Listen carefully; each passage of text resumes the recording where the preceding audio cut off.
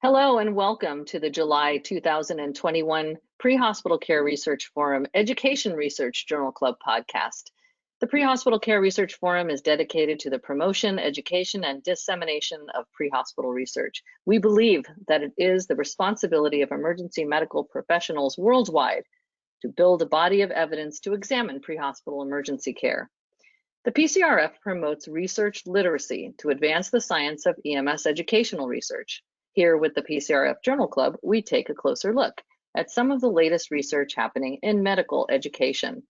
I'm Megan Corey, and I'll be joined pretty soon by Alex Tremblay, Katie O'Connor, and eventually here Dr. Bill Toon will be joining us too. Also joining us in a bit is one of the study authors and EMS educator, Ron Lawler. The study we will be reviewing today is Obstetrics and Birth, Effects of Experiences and Gender Bias on Student Test Scores, published in 2021 in the journal International Paramedic Practice. Now, first, I just want to take a moment to thank all of our researchers out there who submitted abstracts to the Pre-Hospital Care Research Forum in June. The blinded review process is underway. We received numerous abstracts in the clinical arena and also a great handful of educational abstracts that we're looking through today. And again, it's a blinded review process. It's underway, and we should know more soon about upcoming research presentations and the International Scientific Symposium at which the researchers will showcase their work. So stay tuned. We will announce more details in the coming months on this podcast. Stay tuned. We'll hear more about that. And I have to say, just looking over a lot of the educational abstracts, we're going to have a lot of great advice for those who have survived as an educational program, the COVID impacted education, especially initial education programs, a lot of experiences and advice and research outcomes that we can share and discuss. So we're looking forward to that sometime this fall, getting a good discussion going about where we head from here. What's the future of our education? What have we learned from this emergency remote environment? So great stuff coming. So thank you all for joining us today. We're going to begin, and we're having a little technical issue getting some folks into the podcast this morning, so it might be just a couple of minutes until we get a few people on. But I'll be able to give you an overview of this. And again, if you are out there listening and you have some experiences here, you teach in the program, or you're in an education program, or you're a program director, we'd really love to hear from you, or even if you're not and you have some input. Thanks for joining us. We want to remind you that you can use the chat feature on your screen. You can type in questions, comments, experiences. We can bring those in as we go. So this study, Obstetrics, and I, every month we do kind of a combing through the literature and look for some things maybe that we haven't talked about before, and some things that hit home for us as educators, things that really resonate.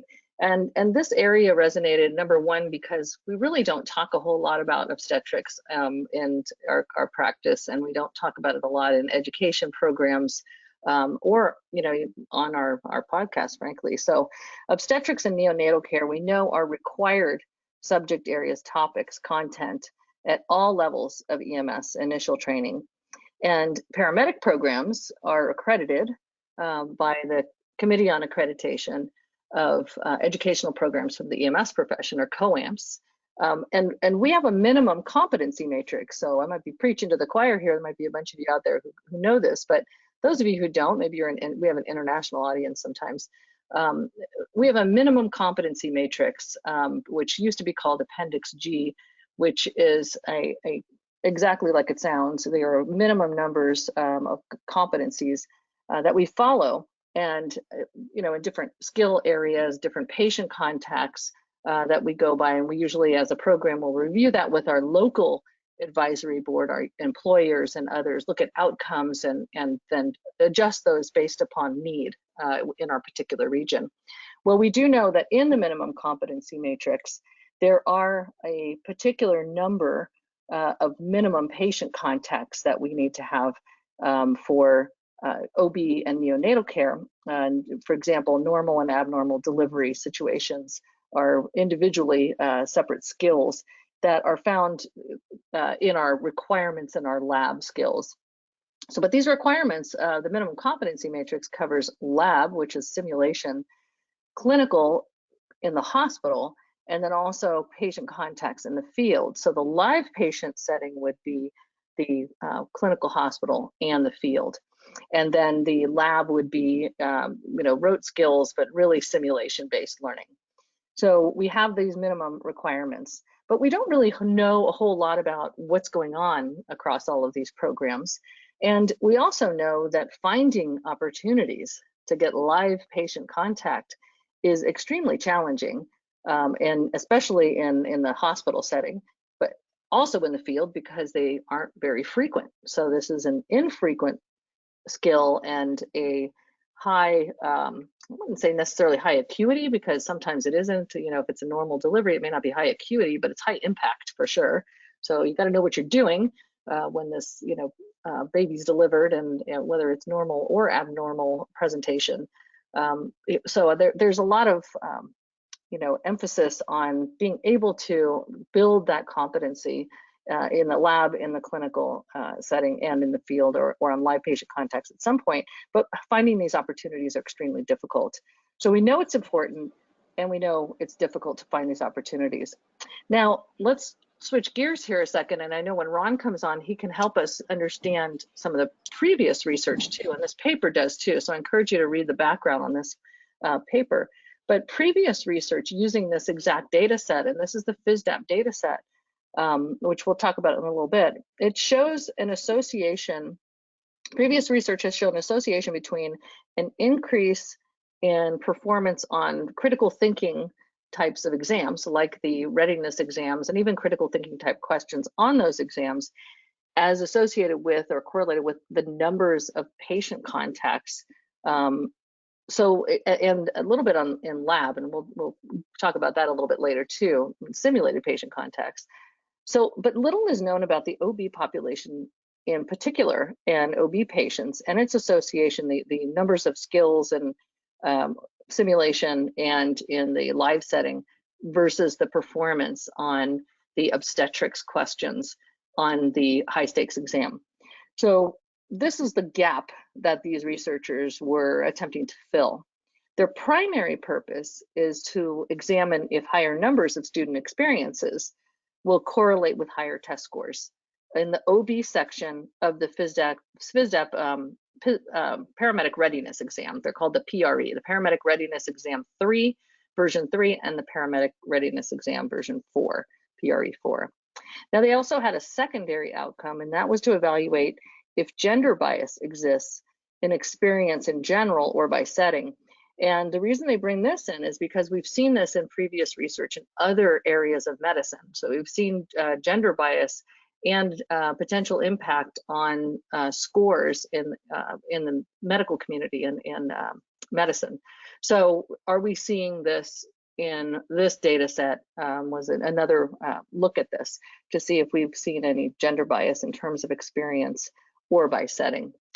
So I think we have Katie O'Connor on. Katie, can you talk? Hi. So I can know we hear you? Hi, I see you as a panelist. Don't know if we've got Alex yet. Alex, yeah, I'm here too. Yep. Awesome. Okay. And I don't think we got Ron yet, but when Ron joins us, I'll have him introduce himself. But Katie and Alex, I'm really glad you can join us today, because Katie has a lot of experience in simulation, a lot of presentation experience in simulation, research experience there. And then Alex, as you may know if you attend this podcast, is presented recently on implicit bias, and there's definitely some elements here in this study on implicit bias, or some discussion that we can have on implicit bias related to this study. Yeah, so I'm really excited. Yeah, I'm glad you guys can join us. So once Ron comes on, we can actually go through a few specifics, but I do want to mention that this research is a publication, a very recent publication, based upon an event that occurs annually called the Fizzdapp Research Summit. And I don't know, Katie, you've been to the Fizzdapp Research Summit. I've been there a couple of times. And yeah, Alex, have you been yet? Dave usually recruits me to chauffeur people from out of town.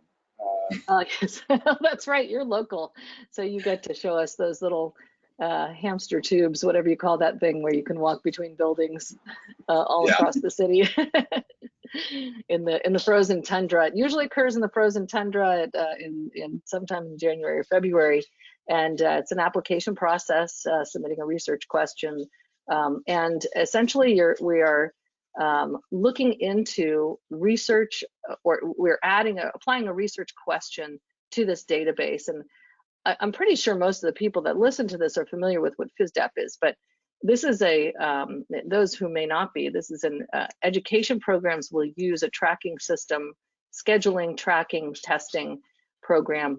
This is Fizzdapp, has all of these things. And students can enter not only their skills data, but they enter patient data into the system. But very importantly, before a student will start their account, they are asked about their participation in research. So they have an informed consent, a written consent to say, yes, you can use the data that I enter here. And then on top of that, there's a quality assurance check at the end. The program director, before closing out a student account, will have to say, or before saying they've graduated, have to say, this is a good data set, yes, and confirm that. So just to kind of throw that up there at the front so people are familiar with what we're looking at. We're looking at a data set that's already had students consent to, and they're not identified, of course, when we do this, they'll look at the research, but and then we also have the program directors confirm that it's good research. So the program director or clinical coordinator, whoever's monitoring all of the data, will then assign that designation to it. So I think, Ron, are you on with us? I just got on, yes. Great, thank you so much for joining us. I'd like you to take a moment and just introduce yourself. Thanks we just went through a brief background on what this research is about, but I know you're a regular of the Research Summit, and you've done some similar research, I believe, in other areas other topic areas related to this very question. Does the patient care experience, or whether it's simulated or live, impact test scores? Is that correct? Sure, yeah. So I'm Ron Lawler, currently Director of EMS Education for Sanford Health and Sanford Ambulance in Fargo, North Dakota. So close to the Fizzdapp offices in Minneapolis. So that's kind of how I got into it in the first place. It was just 4 hours down the road, and we were kind of backups for quite a few years, and ended up going several. I don't remember how many I've been to now, 8 or 9, I don't remember. Oh, wow. But it is a great experience. If you have a chance to get to any research summit, I would highly encourage that.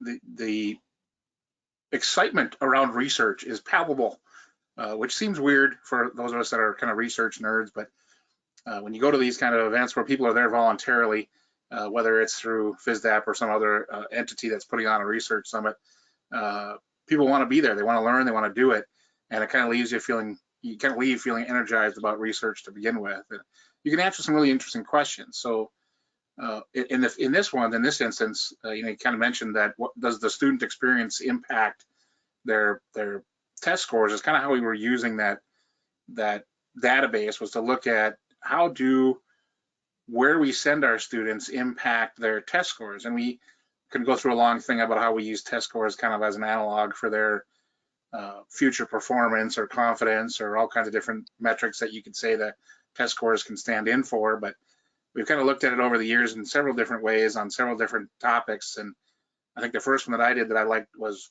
essentially saying that people that do more patient contacts in the field do better than people that do more patient contacts in clinicals. And then we've kind of started to drill down into more and more about what do these clinicals really mean, and what do these field experiences mean. And this one kind of follows along in that same vein. We really didn't look at the bias thing until the numbers were so stark that we had to kind of bring that in as well. And we had it as one of our hypotheses that to begin with, but we weren't really confident we could pull it from the data, but we were able to. And so we're just looking at this, does OB clinical really matter as far as test scores go? And we can argue about whether test scores are the final thing or not, or you know, I think that there is a place for an OB shift, whether or not it affects their test scores. But the driving behind us was, does a student's experience on an OB floor or OB shift really impact what their test scores are? And eventually we looked at, does their gender play a role in what they see when they're on the OB floor too? So it was really kind of interesting as we dug into that data pool.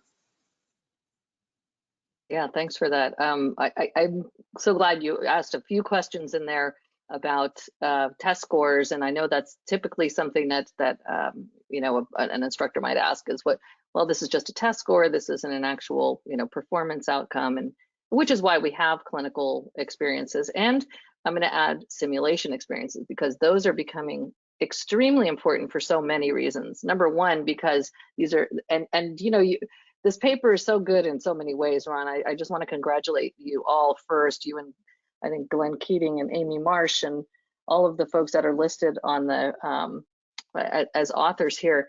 What a great paper, in that you also talk about other infrequent skills and how programs may supplement using simulation or have an infrequent skills day where, you know, even in continuing education, you might, as a practitioner, and how often do they whip out an OB mannequin during the infrequent skills and do something like this, do an obstetrics, a high risk delivery, maybe a neonatal resuscitation, but not rarely the delivery part end up with it, you know, in that area. So, you know, one thing we didn't get into that we had thought about trying to delve into this too, but the OB numbers are so small anyway, that we were trying to think about regionalization as well, or rural versus urban, because you know, if you think about that too, that the likelihood of a paramedic seeing an OB call somewhere outside of a metro area is even astronomically smaller than it is in an urban area. So how do you take care of those students as well when they're not going to probably see one? Even in our data, the number of students who saw a live obstetric patient in the field was almost zero during the course of their clinicals. Not to mention that women in rural America have a 64% higher pre-pregnancy and peripartum mortality rate than women in urban areas, right? Because of low access. Yeah. I'm really glad you brought that up, Alex, because I was looking up, you know, some statistics last night, reading the World Health Organization, which is very much, you know, focused on nursing and midwifery. Last year was the year of the nurse and midwife, and on infant mortality, on maternal mortality. And then I looked at just the U.S. and still, I was really surprised, you know, at the numbers in terms of the mortality and maternal mortality, and number one cause, of course, being hemorrhage, postpartum hemorrhage, but just still higher than I would anticipate in a developed country. So with such a developed medical system. And then I didn't go further than that, but I'm really glad you brought that up, because it may be infrequent, but it's high expectation, right? Thanks to the media and other things, the expectation is that you know what to do as a EMS professional. The public expects that we know what to do in those situations, so we need to know what to do. Well, and I'm just east of Ron. You know, our ambulance service butts up against Sanford up in Fargo, and in Minnesota, there's a lot of Title X opportunities, but once you get outside of the state of Minnesota, those opportunities drop off, which also drops off the opportunities for students to have that experience as well. I mean, Wisconsin, especially eastern Wisconsin, has the highest infant mortality rate in the world currently among non-white patients, and EMS plays a part in that, right? Because postpartum care goes so unrecognized across that spectrum. Yeah, good stuff. Well, let's take a moment and dig into the study first, and then I'd like to bring in a couple of questions about simulation too, and have Katie address those. So Ron, can you take us through the methods? I mean, a number of us have been at the research summit. Actually, everybody here on has been at the summit, but take us through the methods so our audience understands. Well, and kind of just a brief primer on how a lot of these summits go too. That, you know, I think you mentioned when I just was getting on that you kind of come there with a research question, but sometimes that research question that you show up with isn't the one you leave with. And there's a lot of back and forth, and we've been doing some pre-summit stuff going on to kind of refine what we want and get our data pulled. But essentially what you do is you meet your group and you say, hey, what do we want to do? What do we want to look at? And so this particular group, we decided we actually had actually 3 different ideas on what we wanted to do, and this is one that we kind of boiled it down into, and essentially said, let's look at, does OB matter? OB clinicals matter, and let's put that against those test scores, and if it does matter, who gets to see the most live births, or is there a problem with seeing live births when you're on there? And so then you get that question, you send that to the developers, and the developers kind of, along with your statistician, in this case is Adisack, who's an awesome statistician, does all the numbers magic for us. And they kind of set it up as essentially a spreadsheet that you can look at to simplify it way down. And then that spreadsheet is filled in by the developers on pulling the data out of the database. And once they do that, then you take that data, and your statistician says, okay, here's what I can find that's relevant for your project, and gives you back essentially the answer to your question. And sometimes the data is really good, sometimes the data is not so good, depending on where it is. And again, like in all of our limitations at these things, this is student entered data. And the one nice thing about this one was we weren't really looking for success, right? When you're looking at things like IV starts and you're looking for successes, we all know that the students don't always enter in their failures, right? Well, here there was none of that. That wasn't one of our limitations here. They were either saying that they saw a live birth or they didn't. And so it was pretty easy for us to parse that out with this particular study, because we didn't really care if they actually performed a successful team lead. We just wanted to know, did you see a woman giving birth or not? And that was it. And so the methods for this were really kind of straightforward for us, picking those data fields that were pertinent to OB, and just adding on gender essentially was the only other of the student. We know pretty much the gender of the mom, right? in most cases. So the methods were actually pretty simple. The hard part, of course, is on the developer's end when we say we want this, this, this, and that, and then they have to piece together those different parts of the database to pull that stuff out in a usable format for you to actually get good results from. Yeah, and I think you bring up a good point, and again, thanks to the others on the study, Stephen and Adisack being the statistician. The other thing is you have a statistician assigned, which is great, but you learn so much if you go to any of these, and like we said, there's other research summits. If you go to any of them, you learn a lot about the limitations of a database. You also learn about the strengths of a database and how to better ask a question maybe the next time around if you apply. One of the things about applying is you have to know too, this is not a cakewalk. Going to a research summit is not, it's a lot of fun because you are among like minds, but it's a deep dive for a short period. You're hoping to come out with a written abstract, and you're hoping that we can, as you all go off into your different lives, keep together and continue the work and be able to publish like you did so well in this. So I think it's a tribute also. If you've gotten this far and you've published work, that's a lot. It's a lot of work. So I think people should know that when you do go through any of these summits, go in with the expectation that it's work, it's rewarding work, and what comes out at the other end is so important, but it is work. And I'd add on to that too, that Glen deserves the majority of the credit for this, that making it this far. We had the research summit in 2018, actually. That's where this came from. And it a lot of times when you go to these kind of things, you kind of drop off the map after the thing is over. But he was very much the driver behind making sure that this stayed live and that we were meeting again. We did the manuscript, and then I think we submitted the manuscript the first time in 2020, and it got rejected at least twice that I know of in different papers before it was finally accepted by this one. So he didn't give up, he kept doing it, and he actually got it published. So that was mainly due to Glen. He was the driving force behind this. Yeah, that's great. And then he had a baby and could go to the OB on his own. Right? And that's a whole other subject. How many of us have had students say that, that, oh, well, can't I count my own, birth of my child and whatever, and we can, that's a whole other subject.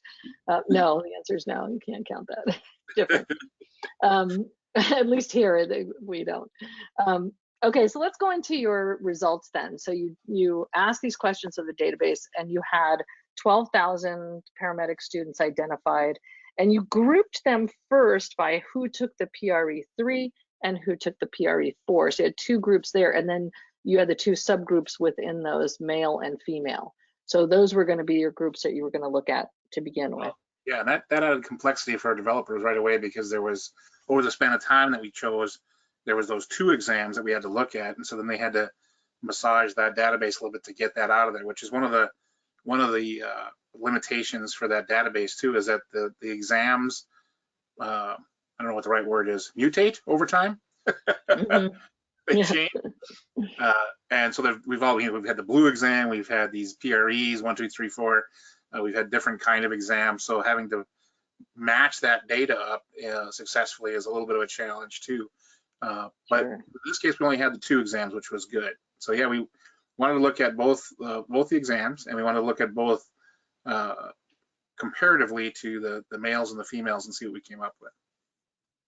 And so you first identified, how many males and females were in each of these, data sets, and were they comparable, and that kind of thing. And then also, and NA, you see, was that a student who did not mark their gender, or right, they marked?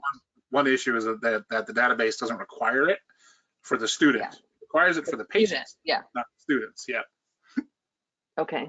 And that's, that's a whole other issue that will come up as well, that gender, are we saying the sex assignment of the student, the gender of the student, that's going to be an entirely other topic area. But just looking strictly at this data set, then you have, and right now we're going exam by exam. So I'm just going sort of along with the way the study presented the data.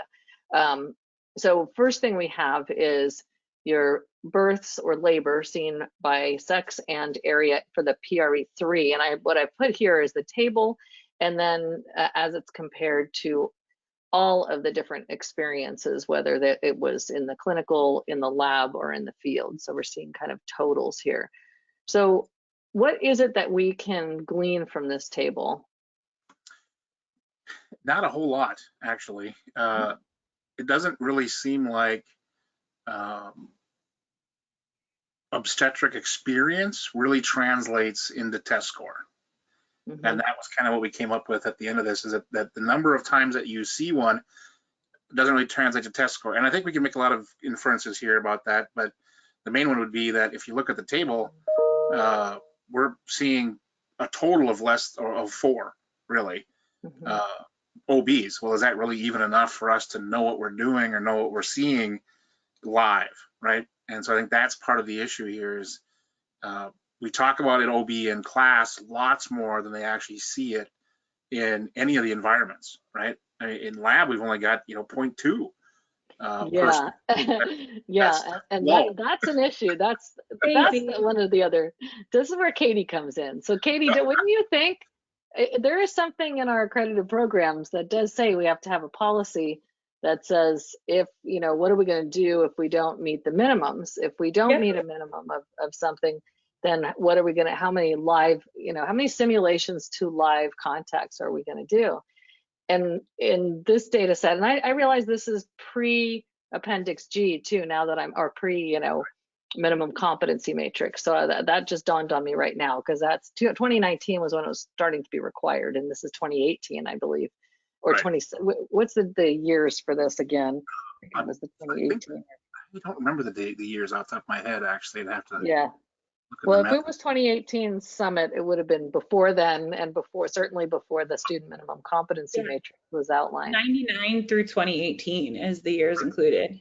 Correct. Yeah. So one of the patterns we don't see here is that what I would anticipate is if you have fewer contacts, you would have more in the lab. Fewer live contacts, you would have more in the lab. This would be one of those that would be ripe for maybe not even this year, but maybe in 2 or 3 years, doing a post competency to now relook at it and see what you get for numbers. Well, I think you even cited in here previous research that said that even though they were supposed to do 10 live OBs, less than 30% of them were even hitting that number, Right. like in 2007. So that to me was shocking. And then you look at lab and it's like, are the educators just, they don't care that no one's meeting this competency? We all started this conversation talking about how important it is to be able to treat an obstetrical patient correctly. But then you look at this and it's like, man, they got the multiple choice question right, so it's fine. Well, that brings in the access question, right? How many places have access to an OB floor, and how many of them are getting restricted from that? You know, if that, and nowadays, of course, we would, and for Katie's benefit, we should replace that with simulation, right? But during this period of time, how many of them actually had access and then just kind of said, no, we don't have access, we don't have time, we're not going to do it. This is a very low frequency occurrence, and so we don't think that our students necessarily need to know this, as well as they need to know other things that we spend time on. And they could probably get that through an advisory committee as well, to say, look, you know, in the last 10 years, our ambulance services from the advisory board side have seen 3 live births in the field out of 50,000 calls. We don't want you spending time on that. We want you spending time on airway instead. And I can see that completely happening. But now we're saying as a national standard that they have to be able to do this, regardless of how many you might see in the field where you're stationed at. It should be a national standard that you can do this. And if you move to some place that you're going to see several a year, you should know how to do it. Yeah, I'm wondering too if there's any, because this is paramedic level, if there's any discussion about, well, oh, this is done at the EMT level, so we already assume, you know, and most, you know, again, the emphasis on the neonate all the time. Most neonatal, you know, the inverted triangle, the inverted pyramid, warming, drying, stimulating, you know, suctioning if needed. That works the majority of the time in a regular birth, in a normal birth. So I'm wondering if there's any of that sort of bias coming in. There's all kinds of, you know, questions of bias that are entering my head. So Alex, I know that's probably what's been entering your head as you're reading through this or as you're looking at this. Well, I think I also am thinking back to my paramedic school time where I didn't get to go to an OB floor at all. And I got lucky in that I responded to a ton of active labor calls, but I didn't actually participate in a delivery until I'd been a paramedic for 3 years, and how terrifying that is. You know, by 3 years, you should have a little bit of confidence in. But I think the thing that really has to play out in EMS education, if we want to conquer some of the bias around obstetrics and delivery, is probably getting our students more exposure to like pregnancy complication rather than just delivery on its own. And I understand that the simulation of delivery in a lab can be either incredibly good or not very good at all. But it seems we're more likely to respond to a headache in the presence of pregnancy and high blood pressure, or prom or something like that. And I think that would be something that would help break down that bias barrier to see what the complications are, rather than just normal everyday delivery process, right? And maybe it's not, you know, like you said, maybe the clinical experience can also feed into that, instead of placements so that you can stand on a wall and watch a birth, which I think is very valuable because you're watching them handle the newborn and do postpartum care. I still think it's valuable. It's better than nothing. I have no evidence to support that, but I'm just saying that I, as a program director, I do think that's still a valuable thing. It doesn't reflect what we're going to be doing, and it would be nice to have some more, you know, and maybe we need to rethink where we're placing students, and maybe there's other experiences, for example, doulas and midwives and home births and other settings than an acute care facility or a high risk OB facility. I feel like that was Ron's research too. When I was reading this paper and got to the results section, there was no meaningful difference in OB test scores. I was like, didn't somebody do research, probably Ron, because he's always doing research, around the clinical experience not being as valuable? And I wrote a note that maybe because the birthing process in a hospital is so different from the like obstetrical patients that pre-hospital sees. That's why it's not changing their test scores, because it's a good experience and it's valuable. It's just not applicable to what they're doing or what our test questions are even about. And I think you guys are hitting on the head, right? We should be seeing like healthy pregnancy visits. We should be seeing like preterm labor type stuff, all of that, which you don't necessarily see on the OB floor. Yeah, that was my, we did an abstract. We didn't get that one to manuscript back in, 08, something like that. Yeah, was that the cardiac one? Nope, we were looking at, it has a kind of fun name, Let Them Play in the Street. That was the name of the abstract. And we looked at specifically, where do they do their patient experiences? And if they tended to have more clinical experience than field experience, they got lower scores on their, at the time, I think it was the blue exam. I can't remember which one it was, but essentially what it was saying is you should put your students in the trucks, and they're going to gain more, work experience, life experience as a paramedic than if you put them into a hospital. And a lot of our supposition there was just what Katie was saying, that they're wallflowers. The nursing cares are different, EMS cares, and that we're seeing patients that are already being cared for, being taken care of when they're not in their acute phase, right? Well, when we see people on the street, they're acute. We're just seeing the problem happening right now.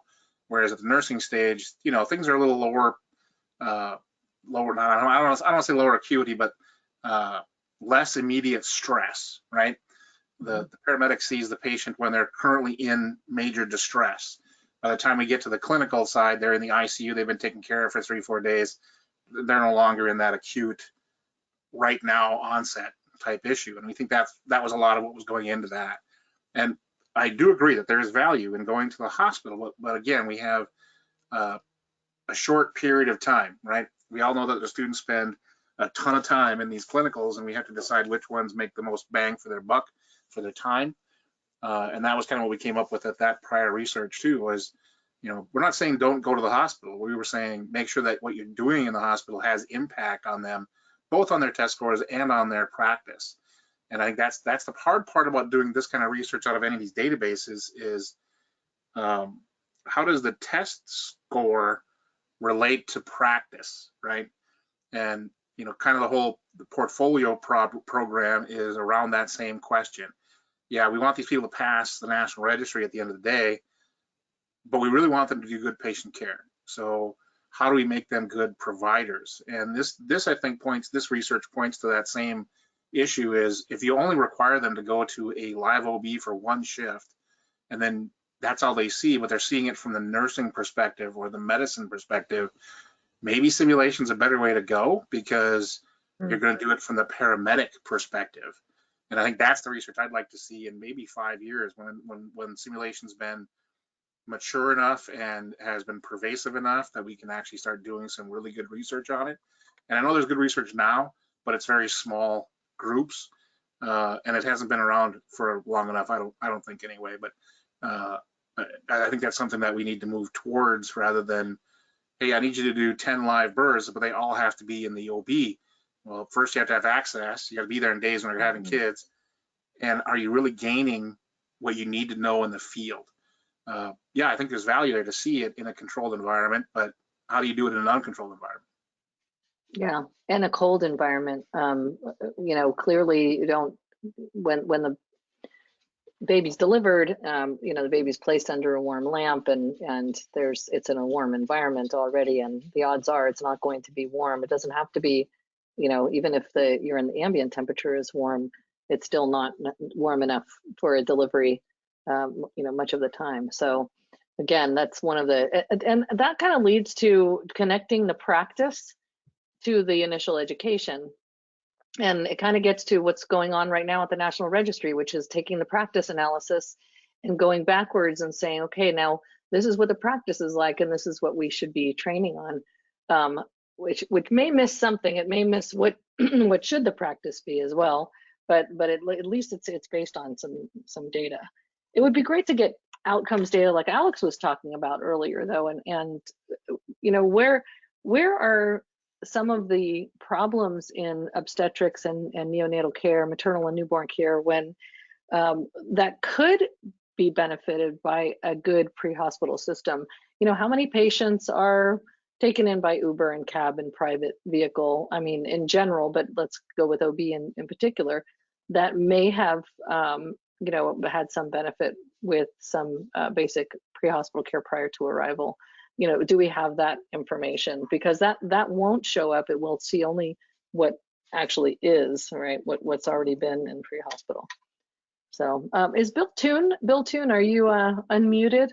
I'd love to hear from you because you've been a paramedic for a long time, and I know, and you know, as I've been a paramedic since 1986, and obstetrics and newborn and deliveries were more common when, you know, in the late 80s and early 90s, and at that time maybe prenatal care was less, was not as available, but they were more commonly encountered. I want to know your experience out there. Are you here, Bill? Yes, I am. Can you hear me? Yeah, we can hear you.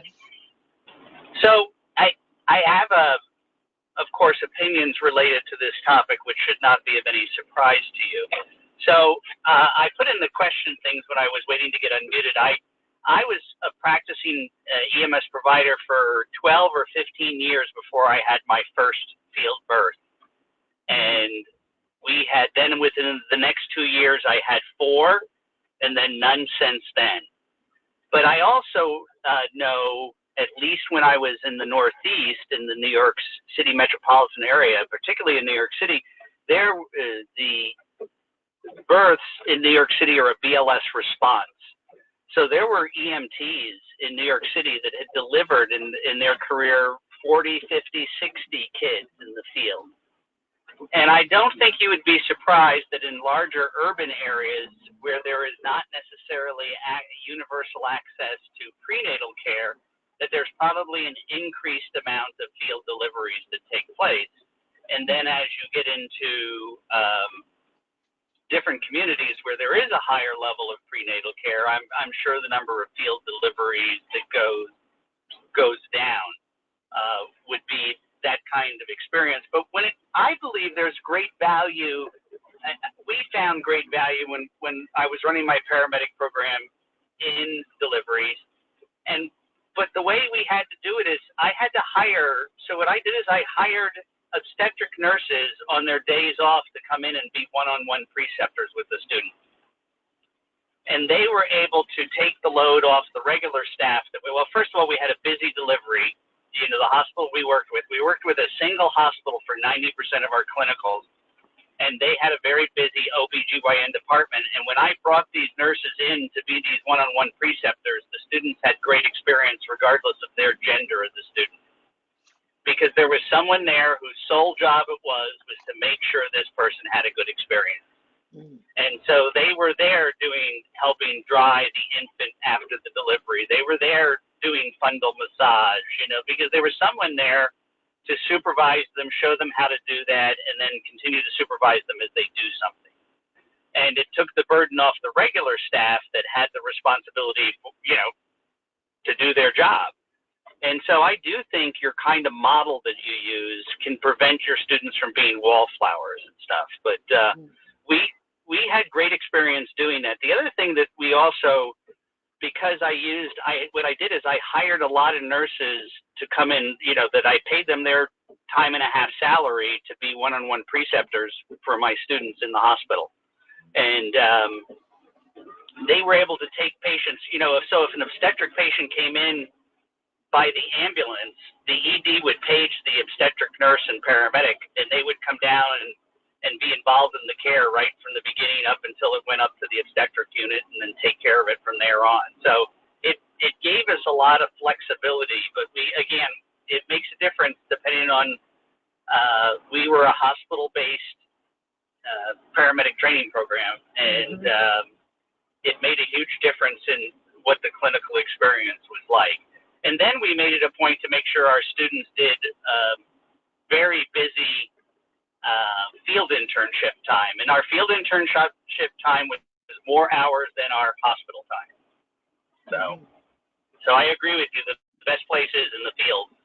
But I do do believe that if you can get them well supervised in the hospital, you can create wonderful experiences for them. Now, that's from personal experience. I'd like to be able to really study that and be able to prove if there's a difference.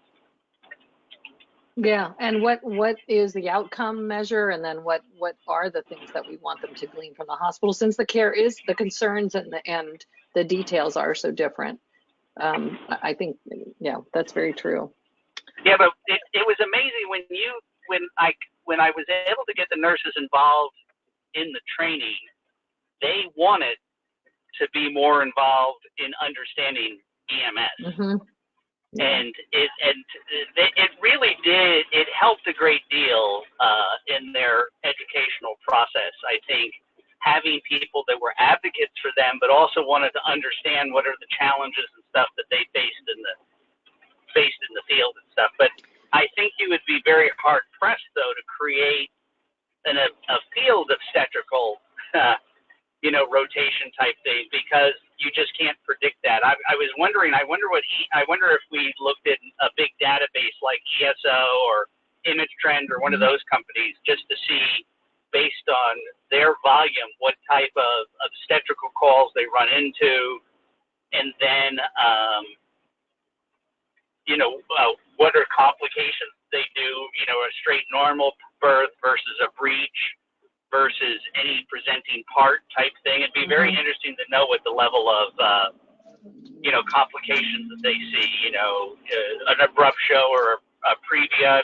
It would be very interesting to look at that and start to correlate that data. Well, also, I think, what about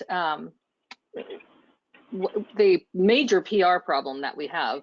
Do the hospital folks even understand what EMS providers do? It's the ambulance driver thing, right? All over again. Oh, we need you to drive this patient to the ambulance. You drive fast and you get them there. And so that's another issue, is you can't understand each other without understanding what the others, how much you have at your how much training and materials and equipment you have. Do people even know we have OB kits and are trained in, at the basic level in delivery? That's, I think, another issue. Yeah, I think that, we're talking about a knowledge gap here. What is the magnitude of the actual number of field deliveries versus complications versus what the educational experience is like, so we could, try to fill in those gaps.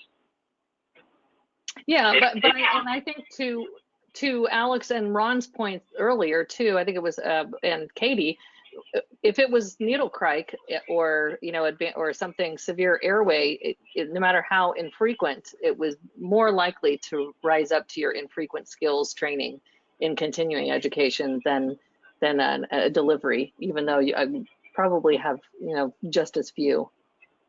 I think it's really telling that our mannequins are just hips, right? Like for birthing, like we don't even have the rest of the person there. Like, oh, it's a woman, she doesn't need a head.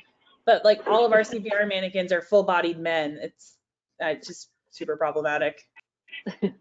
So one of the things I want to note here too is when we're looking at the tables, table 1 and 2, and Ron, you can jump in on this. The one difference you are starting to see, and that we did, and I'll just race through these, because these tables, you should take a look at the article again, and these graphs break it down by each of the areas and show you the totals.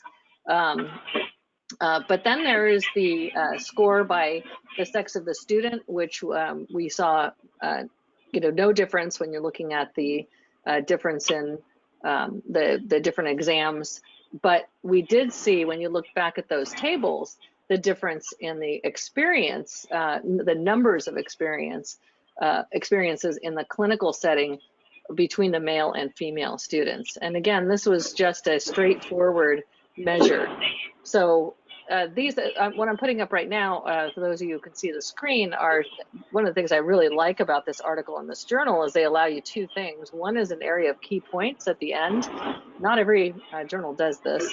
And then another thing is at the end, they provide you reflection questions and statements, which I really liked that. I've never seen that before, or it's not common, at least, where you get some reflection questions, and I'll put those up in a minute. But just a couple of points about this that maybe Ron, you can comment on in the key points. One of the key points you have here, and Bill, you've got some background noise, so if you can mute yourself. Yes, I will. Thank you. Is the fourth bullet point that on average the paramedic students scored less than 80% on the Fizzdapp OB emergency summative cognitive exam. Was that why would you see that as a key point here? I don't know, actually. I don't know why we picked that. I wasn't Yeah, I didn't make these questions, these key points on there, but I think, you know, that might be just telling that well, I don't know that that has any relevance really, because I don't know what they scored on the rest of the exam. So that tell me a whole lot, because if they, you know, if the average on the whole exam was 80%, then this isn't any different. So that one kind of doesn't really give me a lot of that. It looks like a really good, you know, just a data point to because 80% is, you know, pretty high on some of these high stakes exams. yeah. And I'm not worried about that. The thing that I took away from that previous chart was males and females scored the same, but yes. females saw more live births. So Mm-hmm. that tells me that it didn't matter. That for Yeah, the exactly. Scores, not for experience, but for the test scores, it doesn't really matter how many they see. That, you know, if we just use what the males saw as the minimum, that might be enough. As far as test scores go, again, I do agree that there is some value in seeing these things in a controlled environment and having, you know, I love Bill's idea of having a OB intern there, OB preceptor there, because that's not normal for most of us to have a preceptor assigned to our students when they're at these clinicals who is not already active on the staff, right? Mm-hmm. We send our students off and the nurses just take care of our students for us. So having something like that would be really kind of a neat way of approaching it. But it still doesn't seem like that would really matter as far as the skills, as far as the tests go.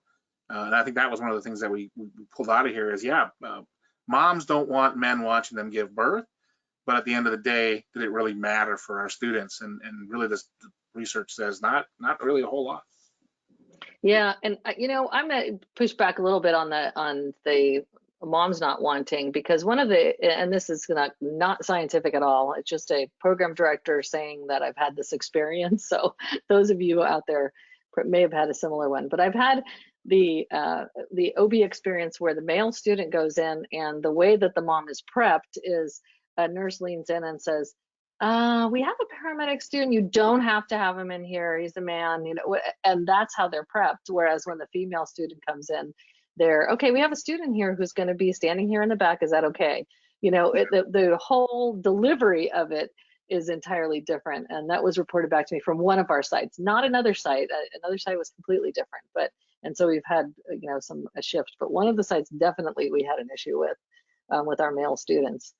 So it could be a bias against paramedic students to begin with, and then a bias against male paramedic students. Yeah, and again, the knowledge or maybe the thought that, you know, well, why we don't understand why you would need to be here or why you would need to know this anyway. You're an ambulance driver, you know, is that part of it? I'm not sure, but is that part of it? How many of our students are going in there collecting stuff too? Like I think of some of our students head in like it's Pokemon, like catch them all, and they just walk in and like, I'm gonna start your IV.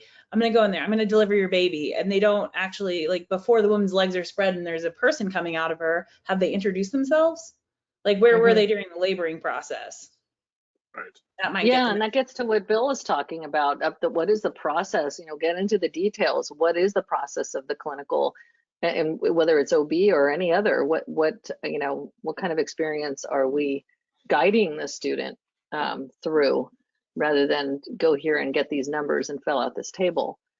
So well, so we have this. You also have a question of consent. And I'm very big, we were very big about this in our program, about consent. Patients had to consent to students. All patients, regardless of the departments they were in, they had to consent to the student. And when you look into the law, that's supposed to happen with students. Even it happens with medical students and stuff. Some places deal with the consent globally. And when you sign your admissions papers, if you read carefully, you will read some of it. It will not only say physicians, nurses, students will be in the consent paperwork, Some of it is you have to look at the consent paperwork, and then how well has the staff been educated about the student and their role and what they should achieve. And it's very difficult. I've done both. I've done a program where we were, it was in my hospital, had a great deal of control, versus multiple sites where it's hard to get to all of those sites and everything and do that kind of orientation and stuff with people. And then every facility was different. So it's going to change, but I'm very big on consent. I believe students, every patient should know there's a student involved in their care, and they should be able to consent, yes or no. I don't care if it's a nursing student, a medical student, a resident. If you're not a licensed professional, you should have to be able to give consent to their care. Very true. Well, I think, we're go ahead. Historically, too, like obstetric exams and things like that in medical school have been performed under anesthesia without consent. So this is a high barrier, not just for EMS providers, but for women's health in general, that I don't know that we can solve. But I agree with Bill. I think that Katie, the first step is helping people understand the importance of the process, including the patient. Very much. Good. We can continue this one for a while. One other point I'd like to just say, we only have a minute or two here. Oh, we have a couple minutes. Here is, and maybe those who are involved in simulation, Katie, you can comment on the births uncommonly attended by paramedic students in both the ambulance and the skills lab setting. So I think, Ron, you mentioned it'd be very interesting to look pre and post, to look at data now, especially after COVID. Now, COVID is going to, cast a different effect on the paramedic programs themselves in terms of the numbers of simulation, but it'd be very interesting to see how the OB experiences in each setting, according to, post-COVID and post this study, after the study. Yeah, I think John Trodaro had some comments about it too, but we can build these simulations, but just like they're saying, what's the quality of the clinical experience? I'd say, what's the quality of the simulation experience? And if you want to have a good simulation experience, it ends up taking a significant effort and time. And I was talking to someone this morning about how EMS educators are really just EMS people who were good at being EMS people, and now they're educators.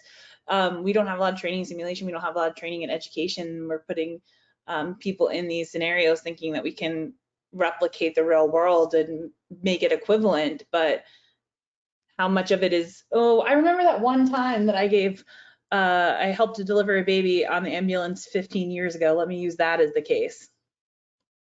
Yeah, and what a great point here too that you make in the key points in the end. The other factors, and again, this is really well done. I think, Ron, congratulations on the research in the discussion section at the end about the things like students' prior knowledge and experience, but the not just the preceptor's competence, but the instructional competence and confidence, like you were saying, Katie, on when people come into, when a paramedic comes in to become an instructor, they come in with a wealth of experience, but not necessarily a wealth of experience as a teacher or that background, in adult education. So their confidence, not just in the subject, but in what is needed on the end of the, competencies and the student experience, and how to tie that into the practice of a paramedic in the field. So everything has to be translated ideally, right? You translate your education from the educational experience into the behavior change that occurs in the classroom, which we measure in terms of testing and competencies, into the field in which we measure their competencies, at a baseline, and then they go out into the field and hopefully their clinical behaviors are aligned with the best practices. And then hopefully at the third level of translation, it translates into meaningful patient outcomes. So that's kind of the hope in educational research. Any final comments as we're at the top of the hour here? Great job, Ron. Yeah, great job. Yeah, I was going to say great job. Well done. Great job. Thank you. Great discussion as always. And we could take this and go on for a long time, but we'd need a lot of beers. Yeah, said like a true retiree. And I do want to shout out for this reflection questions. What a great addition to this article. They have these 3 reflection questions in the article. Reflect on your own experiences with pre-hospital emergencies. What can be done to improve knowledge of OB by pre-hospital providers and stakeholders? And what are findings that may indicate that a bias is present within the EMS workforce or EMS education? So just terrific stuff. So thank you to Katie and Alex and Bill and everybody, and thanks Leah for helping us, and Jenny on the organizer ends, and to Fizzdapp for sponsoring this. And Ron, thank you very much, and congratulate your entire team on a great research summit product. So thanks everyone. Don't forget, we will be back here August 27th, 10 a.m. Pacific, noon Central, with another Pre-Hospital Care Research Forum Education Research Journal Club podcast. But we'll be back sooner than that, Monday, August 9th, for the clinical podcast. Again, 10 a.m. Pacific, noon Central. If you would like to present an upcoming article, you can email David Page at dpage@emsed.net. Thanks, everyone.